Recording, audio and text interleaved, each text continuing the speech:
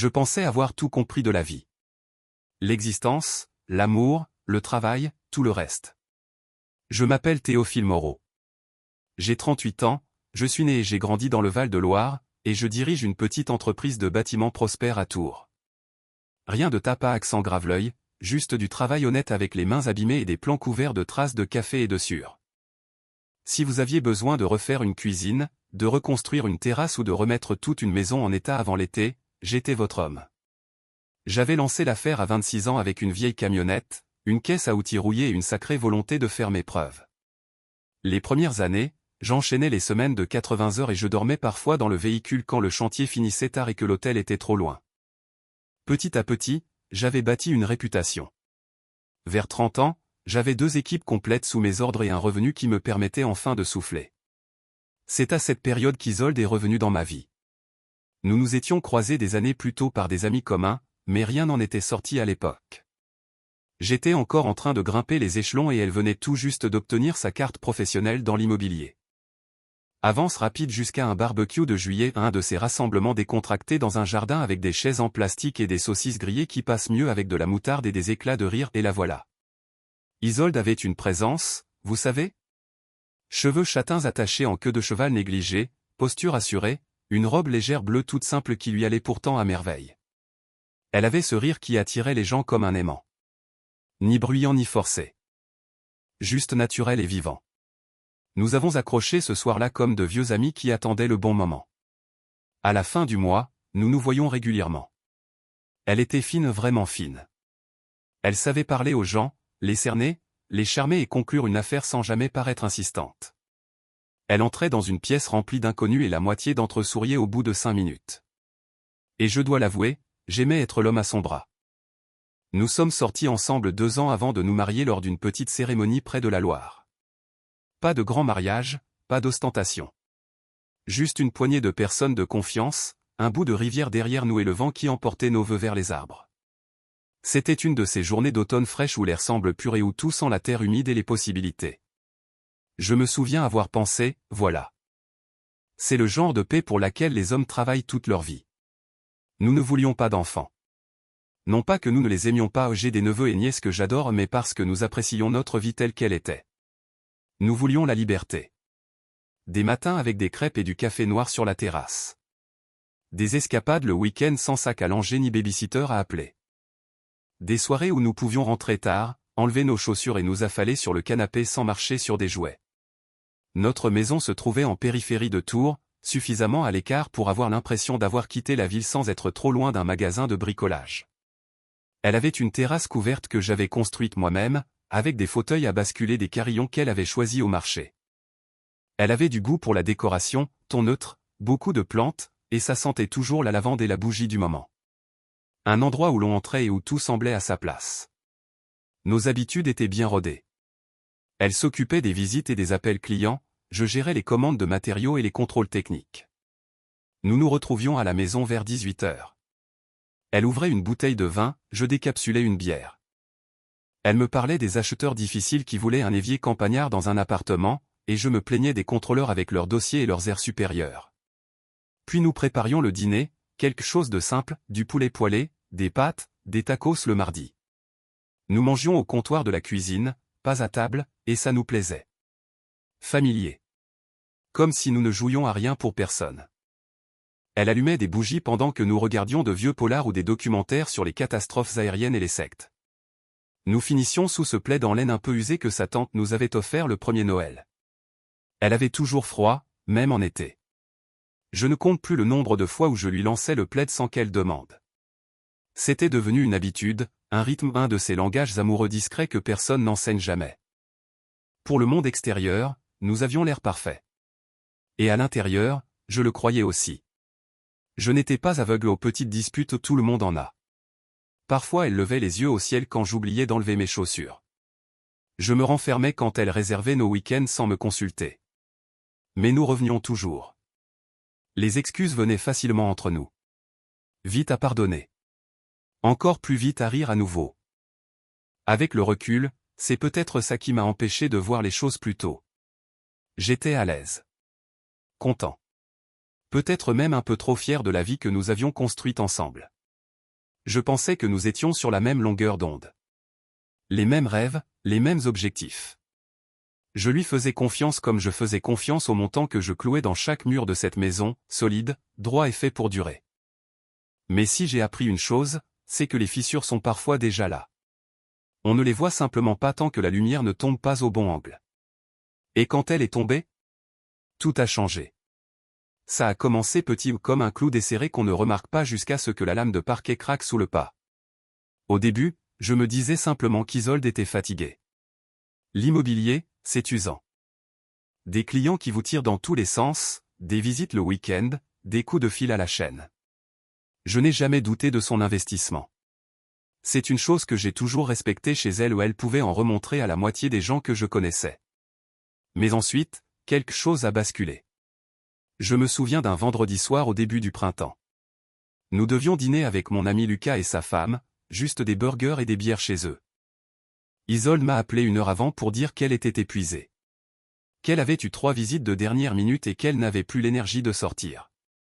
J'ai trouvé ça normal. Je lui ai dit que j'irais seul et que je passerais prendre un pack en chemin. Quand je suis rentré vers 21h, la maison était silencieuse. Lumière tamisée, pas de vaisselle du dîner, pas de verre de vin sur le comptoir. Juste elle au lit, maquillage enlevé, faisant semblant de dormir. Je l'ai embrassée sur le front et je me suis dit qu'elle était simplement stressée. Une de ces longues semaines. Tout le monde en a. Mais ce genre de choses s'est accumulé. Le plus gros changement, c'était son téléphone. Isolde n'avait jamais été secrète. Si son portable vibrait sur le comptoir, elle y jetait un œil, riait peut-être, répondait et passait à autre chose. Mais soudain, cet objet était collé à sa main comme s'il faisait partie de son corps. Toujours écran contre la table. Toujours en silencieux. Une fois, je l'ai pris par réflexe quand il a vibré pendant le repas. Je n'essayais même pas de fouiner ou je pensais juste que c'était urgent. Elle me l'a arraché des mains avant que je puisse voir l'écran et m'a lancé un regard comme si j'avais fouillé dans son sac sans permission. Elle a marmonné quelque chose sur la confidentialité du travail. J'ai laissé passer. Mais ça continuait. Elle quittait la pièce pour prendre des appels. Elle restait plus longtemps que nécessaire dans la voiture après s'être garée dans l'allée. Elle commençait à sortir le dimanche pour des visites qui n'apparaissaient pas sur son planning. J'ai vérifié une fois par curiosité où j'ai regardé les annonces qu'elle gérait et la maison qu'elle prétendait montrer n'existait même pas. Elle a dit que c'était une vente privée. J'ai hoché la tête comme si je comprenais. Ce n'était pas le cas. Ce même week-end, elle est rentrée avec une nouvelle robe que je n'avais jamais vue. Moulante, couleur vive, dos nu. Pas vraiment ce qu'on met pour faire visiter un pavillon à des retraités. Et j'ai remarqué qu'elle avait changé de teinte de rouge à lèvres. Corail ou quelque chose comme ça. Je ne suis pas expert, mais ça se voyait. Isolde ne changeait jamais son look sans en faire tout un spectacle. D'habitude elle me montrait 2 robes et me demandait de choisir, ou me faisait deviner ce qui était différent dans son maquillage. Pas cette fois. Je lui ai demandé si elle avait fait les boutiques. Elle a simplement haussé les épaules et dit « J'avais besoin de me remonter le moral ». Puis elle est passée à côté de moi comme si j'étais un inconnu dans un couloir. J'ai commencé à faire attention. Les petits détails sont devenus des schémas. Son parfum avait changé en moins floral, plus musqué. Subtil, mais j'ai toujours eu du nez pour ces choses. Elle gardait un flacon différent dans sa voiture que celui de la salle de bain. Elle portait aussi plus souvent des talons, même pour des rendez-vous décontractés. La même femme qui jurait par ses ballerines marchait soudain comme si elle allait à une soirée.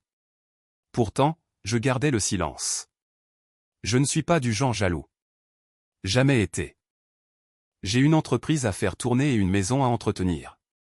Je ne voulais pas devenir ce type qui interroge sa femme sur chaque appel. Mais je ne suis pas né de la dernière pluie. Et la pire sensation au monde, c'est quand ton instinct c'est quelque chose que ton cœur n'est pas prêt à admettre. Un soir, je suis rentré tard d'un chantier à 1 heure de la ville. Je suis entré et je l'ai vue assise sur le canapé, cheveux encore coiffés, rouge à lèvres frais, sirotant un verre de vin comme si elle attendait quelqu'un. Elle a sursauté en me voyant. « Oh, je ne savais pas que tu rentrerais si tôt », a-t-elle dit en posant son verre. J'ai regardé l'horloge. Il est presque 22 heures. Oui, juste, j'ai perdu la notion du temps, a-t-elle marmonné en prenant son téléphone et en montant à l'étage sans un mot de plus. Ce soir-là, Elle ne m'a pas demandé comment s'était passée ma journée. Elle ne m'a pas demandé si j'avais mangé. Je suis resté là, silencieux, à regarder la glace fondre dans son verre de vin, avec l'impression d'être un fantôme dans ma propre maison. C'est à ce moment que j'ai su que quelque chose clochait vraiment. Alors j'ai appelé Bastien.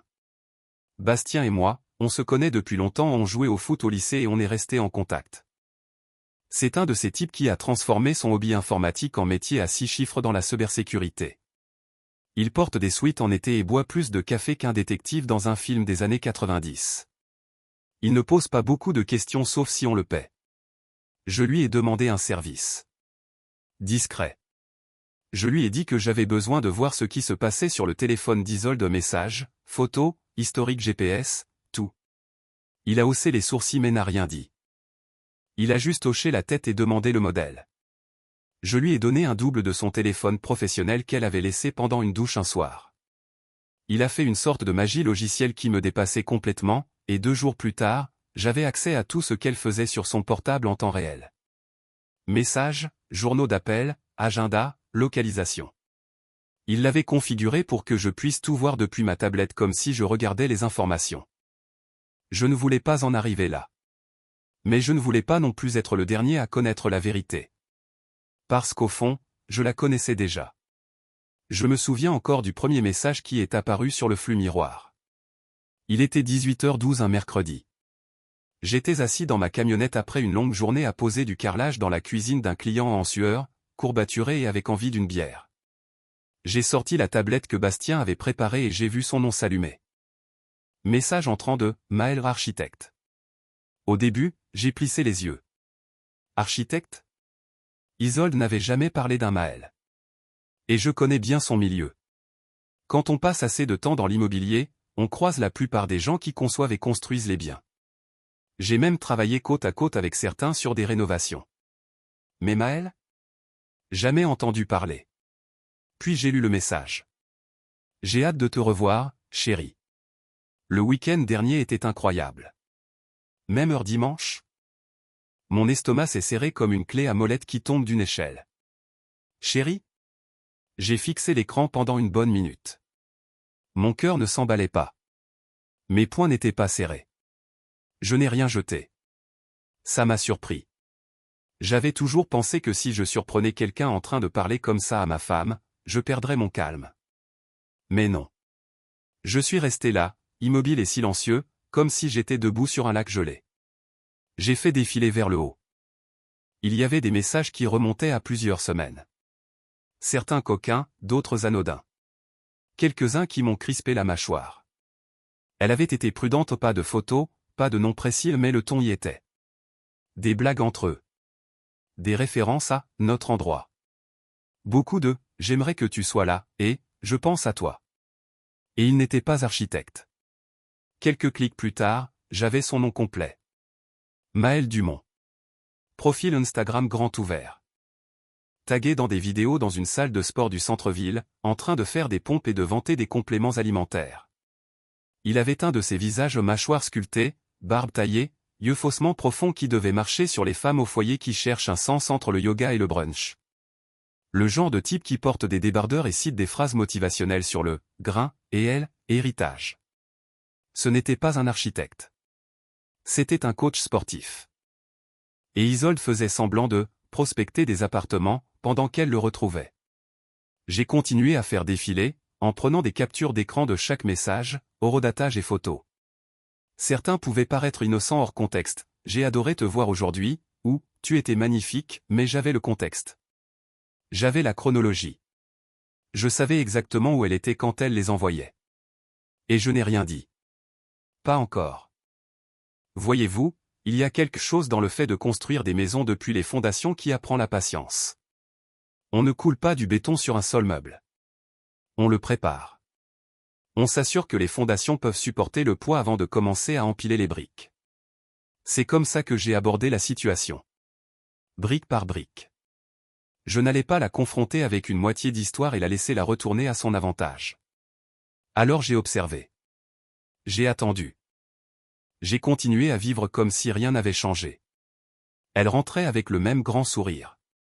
Elle me demandait comment s'était passée ma journée. Elle me parlait du « client difficile » qui n'aimait pas le papier peint dans une annonce des années 60. Je hochais la tête, je jouais le jeu. Pendant ce temps, son téléphone vibrait dans son sac et je recevais le même message sur ma tablette de l'autre côté de la pièce. Je pense à toi. Tes mains me manquent. J'ai adoré ton odeur aujourd'hui. Tu fais ressortir la bête en moi. Elle s'est aussi mise à faire plus de sport. Elle disait qu'elle voulait se tonifier pour l'été. Nouveaux leggings, un abonnement mensuel à la salle qu'elle n'avait jamais eu avant. Elle rentrait le visage rouge, cheveux en queue de cheval haute, bouteille d'eau encore froide. Je lui demandais comment s'était passée sa séance, et elle répondait, juste tapis et abdos. Je savais mieux. Je savais exactement ce qu'elle faisait. À quelle heure elle arrivait. À quelle heure elle partait. J'avais les logs GPS de l'application de Bastien à la minute près. Je savais même quelle playlist elle écoutait en conduisant là-bas. Le coup de grâce? Un samedi, elle m'a dit qu'elle devait faire visiter un duplex à l'ouest de Tours à 14 heures. Je l'ai regardé partir de l'allée dans une robe noire moulante et des talons encore une fois, pas exactement la tenue pour une visite. J'ai attendu 10 minutes et je l'ai suivie à distance dans ma camionnette, en restant bien derrière, comme si j'avais déjà fait des filatures pour des détectives privés. Elle n'est pas partie vers l'ouest. Elle est allée vers le centre. Elle s'est garée devant une salle de sport. Elle est entrée sans hésiter. Il l'attendait à l'entrée. Je ne suis pas sorti de la camionnette. Je n'ai pas fait de scène. Je suis juste resté là et je les ai regardés disparaître à l'intérieur, en riant comme dans une pub ringarde pour boissons énergisantes et mauvaises décisions. Ce soir-là, elle est rentrée avec un sourire et m'a embrassé sur la joue. Elle a dit que le duplex avait une plomberie défectueuse et des locataires malpolis. Puis elle a préparé des tacos. Elle a dit qu'elle avait eu envie de cuisiner pour moi. J'ai mâché lentement, le regard calme, en hochant la tête comme si je croyais chaque mot. Je construisais le reste des fondations et j'attendais que la structure soit complète. J'ai catalogué chaque instant. Capture d'écran. Log. Date. J'ai même pris des photos des vêtements qu'elle portait les jours de visite et je les ai fait correspondre à ses messages. Je savais ce qui allait arriver. Elle, non. Elle n'avait aucune idée que j'avais déjà les plans. Et j'étais presque fini de mesurer le cadre. La première étape a été d'isoler ce qui m'appartenait. Pas par vengeance, juste par préparation. On ne laisse pas les portes ouvertes quand on sait qu'une tempête arrive. J'ai commencé par les finances. Mon entreprise Moreau Bâtiment avait toujours été séparée sur le papier, mais je suis allé vérifier chaque détail. J'ai nettoyé les accès au compte, changé les mots de passe et transféré mes économies dans une autre banque. J'ai ouvert le compte sous mon entreprise et utilisé une boîte postale comme adresse. Comme ça, rien n'était lié à la maison. J'ai retiré son nom comme contact d'urgence sur l'assurance de l'entreprise. Pareil pour ma mutuelle. J'ai aussi enlevé mon nom de son assurance voiture. Nous avions quelques comptes communs, des choses basiques pour les courses, l'essence et les escapades. Je les ai tous bloqués un après-midi après qu'elle soit partie pour un de ses dimanches de visite. Ça m'a pris 15 minutes sur l'application bancaire. J'ai laissé juste assez sur le compte joint pour les apparences, au cas où elle vérifierait et se douterait de quelque chose. J'ai même commandé une nouvelle carte pour moi et l'ai fait envoyer au bureau. Ensuite, la maison. Notre maison n'était pas juste un toit et des cloisons, c'était ma fierté. J'en avais conçu la plus grande partie moi-même et j'avais fait environ 60% des travaux sur 3 ans. Je connaissais chaque centimètre, chaque prise, chaque poutre cachée derrière le placo. J'ai mis cette connaissance à profit. D'abord, j'ai installé des caméras. Un jeu à détection de mouvement, connecté au cloud. Des bonnes, pas les modèles bas de gamme du magasin. Une au-dessus de la porte d'entrée, une dans la cuisine, dissimulée dans un détecteur de fumée, une autre dans le garage et une dans le couloir menant à notre chambre. Je n'ai pas touché aux salles de bain, je n'étais pas intéressé par quoi que ce soit d'intime. Je n'essayais pas d'espionner.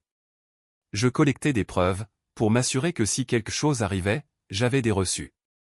J'ai aussi installé des capteurs sur les portes et les fenêtres. Ils étaient petits et discrets, reliés à mon téléphone. Si une porte s'ouvrait quand elle ne devait pas, je le saurais en moins de 5 secondes. J'ai même acheté un coffre-fort caché ou le genre qui ressemble à une prise électrique mais s'ouvre pour révéler une boîte en acier. Je l'ai fixé dans le placard de l'entrée, derrière les manteaux d'hiver.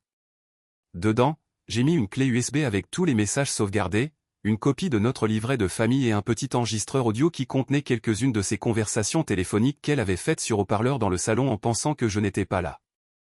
J'ai aussi gardé mon passeport dedans. Au cas où. À ce stade, vous pensez peut-être que c'était excessif. Que j'aurais dû simplement la confronter.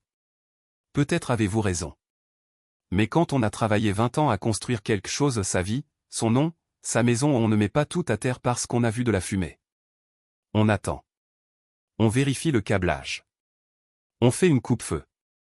Une fois les systèmes en place, je me suis concentré sur la suite. Je lui ai dit que j'avais réservé un week-end en déplacement.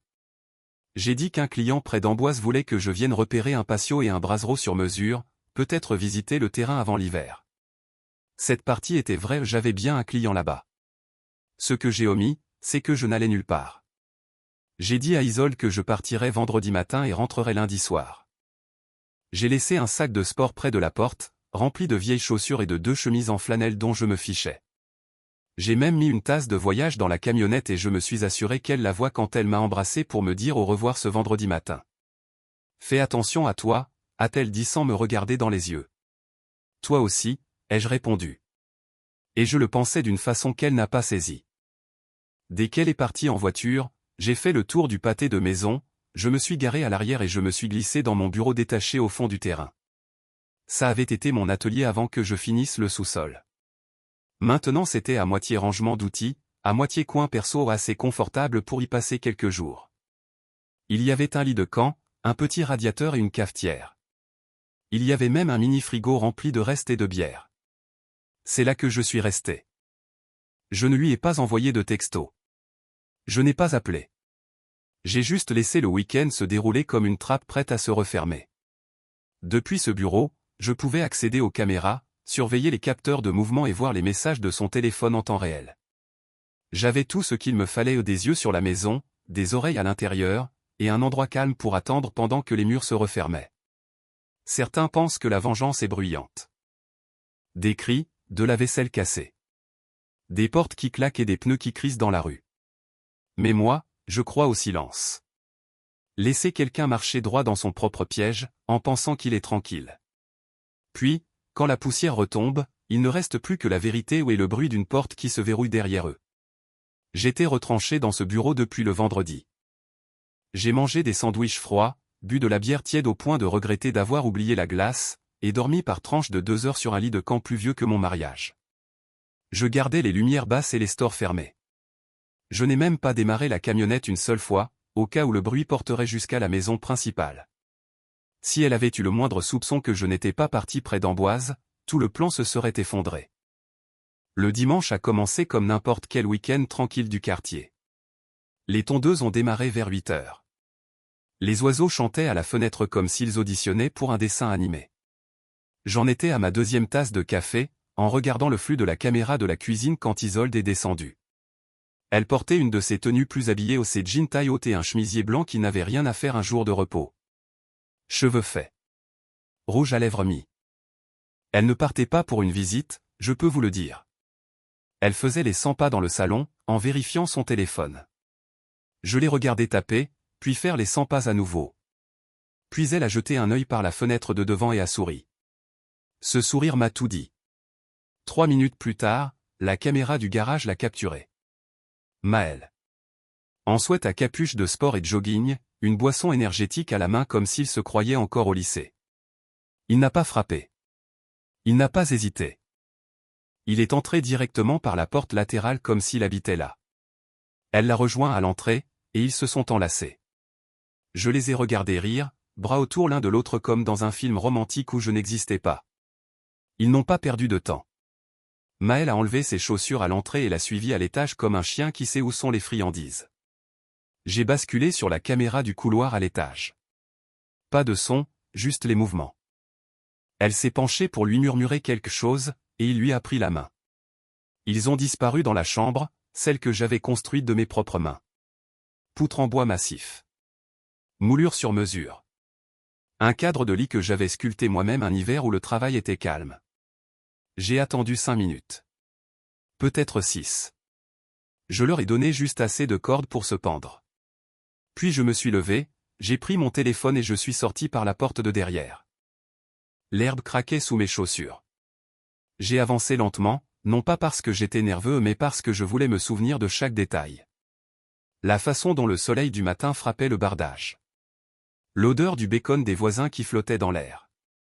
Le fait que ma propre porte d'entrée avait encore la couronne qu'Isolde avait choisie l'hiver dernier. Je l'ai déverrouillée et je suis entré. Silence. J'ai monté les escaliers sans faire de bruit. La porte de la chambre était à moitié fermée. Je l'ai poussée comme si j'étais chez moi ou parce que je l'étais. Et ils étaient là. Il était à moitié sous la couette, jean en tas près de la commode, son sweat jeté sur la chaise où je posais ma veste de travail tous les soirs. Isolde était au pied du lit, figée en plein mouvement, les yeux écarquillés comme un chevreuil pris dans les phares. Maël s'est figé. Il a essayé de se lever. Il a perdu l'équilibre et est tombé du lit, atterrissant sur le tapis avec un bruit sourd. Il a ramassé son jean à la hâte, une jambe dedans, l'autre dehors, essayant de le remonter tout en se couvrant de l'autre main comme si ça pouvait arranger ce que j'avais déjà vu. Je suis juste resté là. Je n'ai pas haussé la voix. Je n'ai pas donné de coup. J'ai juste regardé les deux et laissé le poids du silence planer dans la pièce comme un nuage d'orage. Isolde a essayé de parler. Théophile, J'ai levé la main et je l'ai coupé. Puis j'ai sorti mon téléphone. Clic et Maël a cligné des yeux quand le flash l'a touché au visage. J'espère que tu es photogénique, ai-je dit, froid comme la glace. Celle-ci est pour l'album. Il a regardé autour de lui comme un homme qui réalise que l'exercice d'incendie n'était pas un exercice. Écoute, mec. Je me suis tourné vers lui, lentement. Ne m'appelle pas mec. Tu es dans ma maison. Tu es dans mon lit. Et tu as le culot d'essayer de t'expliquer? Il s'est tu. Isolde avait l'air d'avoir reçu un seau d'eau glacée. Son rouge à lèvres était étalé. Son chemisier était à moitié déboutonné. Elle s'est enveloppée dans la couette comme si ça changeait quelque chose. Théophile, s'il te plaît, laisse-moi expliquer. Tu expliqueras ça à un juge, ai-je dit. Mais pour l'instant, je veux que vous sortiez tous les deux de ma maison. Maël a regardé Isolde comme si elle allait dire quelque chose qui les sauverait tous les deux. Elle ne l'a pas fait. Je me suis écarté et j'ai montré le couloir. Vous avez 60 secondes. J'ai vu pas mal de chaos dans ma vie. Des accidents sur les chantiers. Des clients qui changent les plans en cours de route. La météo qui ruine des semaines de travail du jour au lendemain. Mais rien, et je dis bien rien, ne rivalisait avec l'absurdité de ce dimanche matin. Je n'ai pas perdu mon calme. Je n'ai pas haussé la voix. Je suis resté là, stable, pendant que Maël trébuchait dans la chambre en essayant de s'habiller avec toute la grâce d'un veau de rodéo sur des patins à roulettes. Isolde se tenait près du pied du lit, toujours enveloppée dans la couette comme si c'était une armure. Après que j'ai pris la photo et leur ai dit de partir, Maël a eu le toupet d'essayer de parler. Écoute, je ne savais pas qu'elle était mariée. J'ai penché la tête. Tu es passé devant les photos de famille. Il y a une photo de mariage sur la commode. Mes chaussures sont près de la porte. Tu ne savais pas? Il a hésité, puis haussé les épaules. Oui, bon, mais je n'ai pas pensé que. Je vais te simplifier les choses, ai-je dit, calme comme un étang en hiver. Tu as 30 secondes pour prendre tes affaires et sortir, sinon tu vas découvrir à quoi ressemble l'intérieur de mon garage depuis le sol, attaché avec des colliers de serrage et du ruban adhésif. Il s'est figé. Je n'ai pas cligné des yeux. Il a attrapé son sac de sport, ses chaussettes, ses clés, il a fait tomber les clés, les a ramassées, a failli tomber encore et s'est précipité dehors sans un mot de plus. Je l'ai suivi, en le regardant traverser la pelouse comme s'il pensait que j'allais lui courir après. Je ne l'ai pas fait. Je suis juste resté là jusqu'à ce que je le voie monter dans sa voiture et démarrer en trombe dans la rue. Puis je suis rentré. Isolde était encore dans le salon, tenant cette couette comme si elle était cousue de regret. Tu as violé ma vie privée, a-t-elle lancé d'une voix stridente. Tu ne peux pas m'espionner comme un fou. J'ai haussé un sourcil. Ta vie privée? Dans ma maison? Tu as amené un homme dans le lit que j'ai construit, Isolde. Tu l'as fait passer par ma cuisine, devant nos photos de mariage, dans une maison que j'ai payée, et maintenant tu parles de vie privée? Je ne pensais pas que tu le découvrirais, a-t-elle marmonné. Eh bien, ai-je dit en passant à côté d'elle pour aller dans la cuisine, je l'ai découvert. Je me suis servi un verre d'eau. Mes mains étaient stables. Je l'ai regardé, calme et concentré. Tu entendras parler de mon avocat. C'est tout ce que j'ai dit avant de sortir par la porte de derrière et de respirer l'air frais. Au coucher du soleil, elle était enfermée dehors. Tous les codes de la maison avaient été changés. Serrure des portes, accès au garage, système de sécurité ou tout réinitialisé. Son nom avait été retiré des factures partagées. Son badge pour le garage? Désactivé. J'ai même coupé le Wi-Fi temporairement pour forcer une déconnexion de son téléphone du réseau domestique. Je ne voulais pas qu'elle se synchronise ou fouine ou essaie quoi que ce soit de malin. Elle a essayé, pourtant. Oh, elle a essayé. À 16h42, j'ai reçu une alerte de la banque. Tentative de virement du compte joint vers son compte personnel refusée. J'avais déjà bloqué le compte. À 17h09, elle a essayé de se connecter à un de mes comptes professionnels. Tentative de réinitialisation du mot de passe bloqué. Puis est venu le vrai coup. À 18h18, j'ai regardé via la caméra de l'allée pendant qu'elle montait dans la berline noire et essayait de la démarrer. Rien. Le moteur ne tournait pas. Elle a réessayé. Et encore. Je suis resté sur le canapé à la regarder sur mon téléphone, en sirotant une bière et en ressentant quelque chose que je n'avais pas ressenti depuis longtemps, du soulagement. J'avais installé un coupe-circuit des semaines plus tôt. La voiture était reliée à mon téléphone via une application de suivi que j'utilisais pour mes camionnettes de travail. Je pouvais désactiver le contact et la localiser à 3 mètres près. J'ai tapé sur l'écran et j'ai regardé la localisation clignoter juste là dans l'allée. Elle est sortie et a donné un coup de pied dans le pneu. Puis elle a appelé quelqu'un. Probablement sa sœur. Je m'en fichais. Elle faisait les 100 pas, en gesticulant, en regardant le ciel comme si c'était la faute de l'univers. Je ne suis pas sorti. Je n'ai pas ouvert la porte. Je l'ai juste laissé mariner. Vers 19h, sa voiture est arrivée, une vieille berline grise que j'ai reconnue comme celle de sa sœur. Elle est montée sans un mot, et elles sont parties. Elle était dehors. Et j'étais enfin seul. La maison était silencieuse. J'entendais à nouveau le bourdonnement du frigo. L'horloge du couloir tic-taquait comme si elle avait un but. Je suis remonté à l'étage et je suis resté un long moment dans l'embrasure de la porte de la chambre. Tout avait l'air pareil, mais plus rien ne semblait pareil. J'ai rassemblé ses affaires en tas soigneusement. Je n'ai rien jeté ni déchiré. Je ne suis pas un homme théâtral. J'ai plié ses vêtements dans des cartons, posé sa trousse de maquillage dessus, placé ses chaussures près de la porte. J'ai même inclus sa bougie préférée, celle à la lavande qu'elle allumait toujours après une longue journée. Je ne suis pas sans cœur. Juste fini. Avant de me coucher, je me suis assis sur la terrasse, les pieds sur la rambarde, et j'ai regardé le vent agiter les arbres du fond du jardin. Le monde ne semblait pas plus lourd. Il semblait plus léger. Comme si quelque chose de pourri avait enfin été coupé. Elle avait choisi son chemin. J'avais juste construit la clôture pour qu'il reste loin du mien. Je me disais que Maëlle pensait s'en être tirée à bon compte, en sortant ce jour-là avec son sac de sport et son ego à peine égratigné. Mais il ne me connaissait pas. Il ne savait pas que j'étais le genre d'homme qui finit ce qu'il commence. Il m'a fallu moins de 10 minutes pour trouver où il travaillait. J'avais déjà son nom complet grâce à ses réseaux sociaux. Maëlle Dumont, et quelques recherches simples m'ont mené à Performance Équilibre, une salle de sport haut de gamme en plein centre de Tours. Le genre d'endroit avec un bar à smoothie et du personnel en tenue de marque. Son profil était sur la page de l'équipe. Coach en force et conditionnement, spécialiste en optimisation du mode de vie. J'ai failli rire devant l'écran. J'ai laissé passer quelques jours, juste assez pour qu'il reprenne sa routine, en pensant que l'orage était passé. Puis je lui ai rendu visite.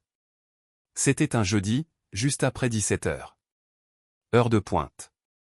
La salle était pleine de gens qui venaient après le travail, avocats, cadres, femmes au foyer qui avaient besoin qu'on les applaudisse à la fin de leur série. Je suis entré en jean et chaussures de chantier, détonnant dans ce monde de leggings fluo et de shakers à protéines. Je m'en fichais. La fille de l'accueil m'a salué. Je peux vous aider à trouver quelqu'un? Oui, ai-je dit. Je cherche Maëlle. Oh, il est avec un client en ce moment. Ne vous inquiétez pas. J'attendrai. Je me suis assis sur un banc près du bar à smoothie, bras croisés, en le surveillant comme un rapace qui tourne au-dessus d'un champ. Il était près des racks de squat, en train de compter les répétitions pour une femme qui avait l'air de vouloir être n'importe où ailleurs. J'ai attendu qu'il termine et qu'il l'envoie à la fontaine à eau. Puis je me suis approché. Il ne m'a pas reconnu tout de suite. Il ne s'attendait probablement pas à voir l'homme dont il avait piétiné la vie marcher droit vers lui en plein jour. Quand il a enfin compris, son sourire s'est effacé. Et, Théophile, c'est ça? J'ai hoché la tête une fois. Parlons. Avant qu'il puisse répondre, j'ai fait signe au responsable de la salle. Il s'appelait Romain, un type propre sur lui avec l'énergie d'un porte-document et une poignée de main qui en fait trop. Romain, ai-je dit, je voulais vous signaler quelque chose à propos d'un de vos coachs. Il a cligné des yeux. D'accord, qu'est-ce qui se passe? J'ai sorti mon téléphone. Maël ici présent drague des femmes mariées. Client ou pas, il utilise votre établissement comme son terrain de chasse personnel. J'ai appuyé sur play. Une courte vidéo est apparue au Maël et Isolde dans ma cuisine, bras autour l'un de l'autre, avec l'horodatage bien visible dans le coin. Rien de trop explicite. Juste assez pour faire passer le message. Romain a blêmi. C'est votre femme? Ex-femme maintenant, ai-je dit. J'ai pensé que vous voudriez le savoir avant qu'il ne commence à draguer l'épouse de quelqu'un d'autre pendant un cours de kettlebell. Maël a fait un pas en avant, main levée. Allez, c'est entre nous. Non, ai-je dit, c'est entre toi, elle, et toutes les femmes mariées qui entrent ici. Romain n'a pas discuté. Il a regardé Maël, a secoué la tête et lui a dit d'aller dans le bureau.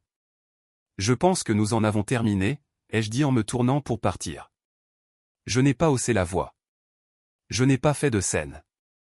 J'ai juste lâché la vérité au milieu de la pièce et laissé la gravité faire le reste. Plus tard ce soir-là, j'ai reçu un message sur les réseaux d'une certaine Anaïs. Sa photo de profil la montrait avec Maël dans un vignoble, bras autour l'un de l'autre, souriant comme s'il n'avait aucun souci. Il s'est avéré que Maël avait une fiancée. Elle m'a envoyé une phrase simple, « Merci de m'avoir prévenu. » Je n'étais pas au courant. C'était tout. Je n'ai pas eu besoin de répondre.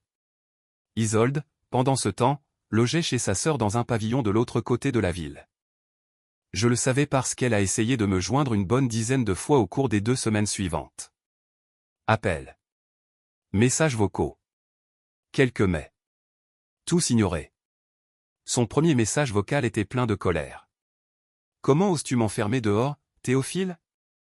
C'est encore ma maison aussi. » Le deuxième était plus désespéré. « On peut parler, s'il te plaît? Juste 5 minutes. J'ai fait une erreur. Tu me manques. » Le troisième n'était que du silence. Une respiration. Puis un doux « s'il te plaît ». Je n'ai répondu à aucun.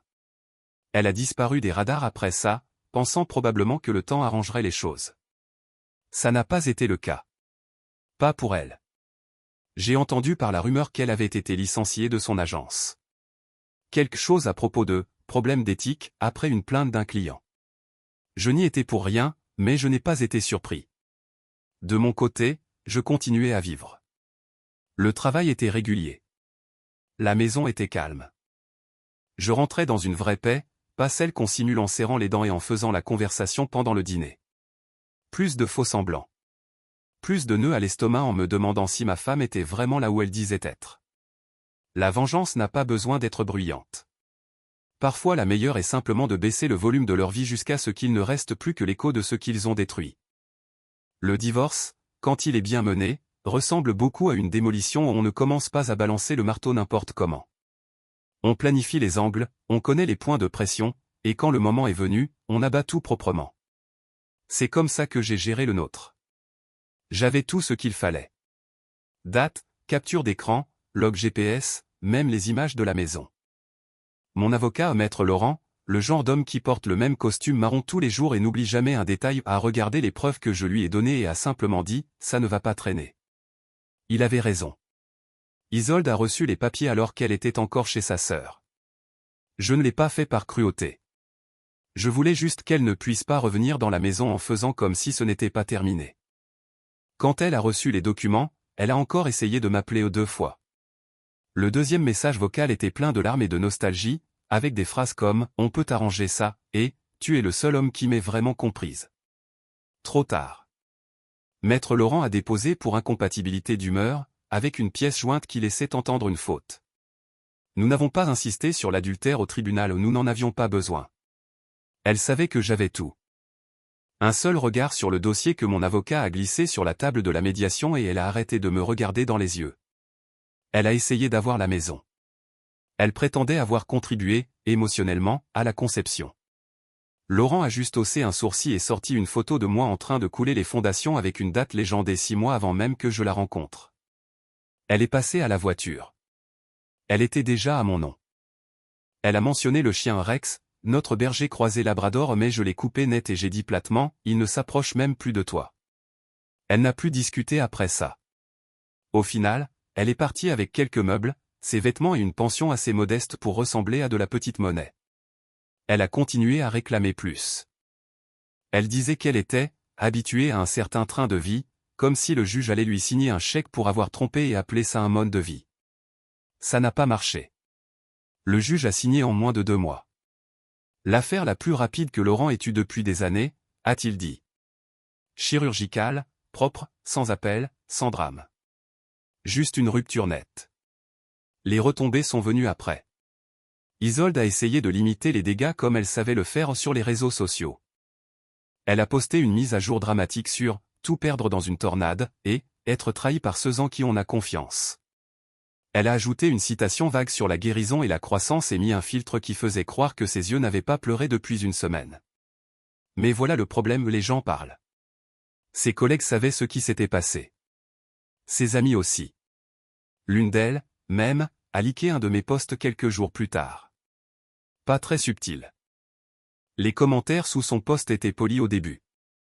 Tiens bon, tu mérites d'être heureuse, ce genre de choses. Mais ils se sont vite tus. Personne n'est venu la soutenir quand l'histoire a commencé à circuler en chuchotement. Il s'avère qu'il est difficile de récupérer la confiance une fois que les gens réalisent que c'est vous qui avez mis le feu au pont. Quant à Maël, il a disparu. Un ami d'amis m'a dit qu'il avait quitté Tours quelques semaines après s'être fait virer de la salle.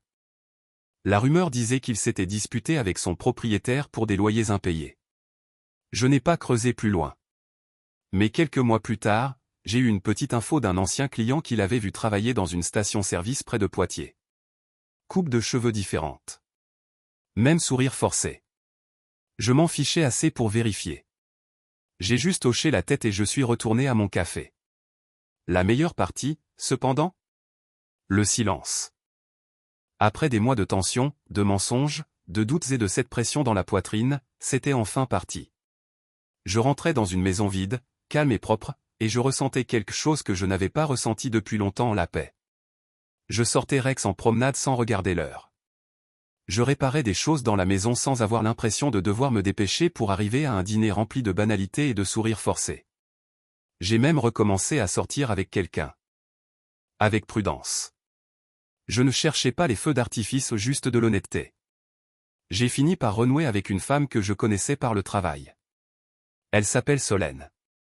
Elle enseigne les mathématiques au lycée. Intelligente, posée, sans jeu. Elle ne ment pas sur où elle est et elle n'a pas besoin de validation constante de la part d'inconnus sur un téléphone. Elle passe avec du café le samedi et écoute vraiment quand je parle de mon travail. C'est simple. Facile. Vrai. Le dernier Noël, mon téléphone a vibré à 2h14 du matin. Numéro inconnu. Message vocal. Je n'ai pas reconnu la voix tout de suite, elle était rauque, à moitié murmurée. Puis j'ai capté son nom à la fin. Théophile, l'homme que tu étais me manque. Celui qui me regardait comme si je comptais. J'ai été stupide. J'ai perdu la seule bonne chose que j'avais. Je sais que c'est trop tard, je voulais juste le dire. Je n'ai pas répondu. Je ne l'ai pas effacé non plus.